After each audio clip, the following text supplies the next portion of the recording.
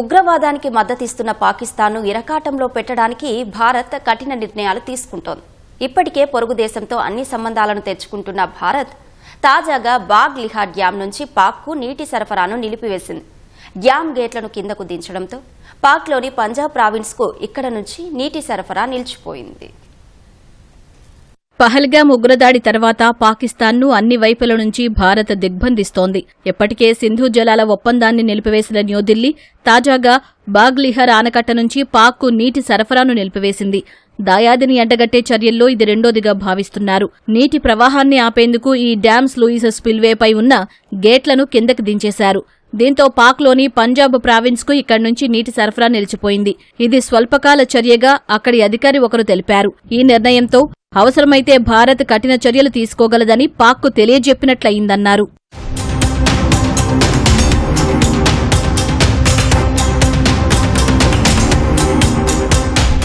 900 మెగావాట్ల జల విద్యుత్ ఉత్పత్తి కోసం బాగ్ లిహార్ డ్యాంను చినాబ్ నదిపై 2008లో నిర్మించారు. ఈ డ్యాం పొడవు దాదాపు 145 మీటర్లు. సింధు జలాల ఒప్పందం కింద పాక్కు అత్యధిక వాటా నీళ్లు లభించిన నదుల్లో చినాబ్ కూడా ఒకటి. పాక్లోని పంజాబ్ ప్రావిన్స్లో ఎక్కువగా పంట పొలాలు దీనిపై ఆధారపడి ఉన్నాయి. ఉగ్రదాడి జరిగిన తర్వాత ఏప్రిల్ 26న సింధు జలాల ఒప్పందాన్ని భారత్ నిలిపేసింది.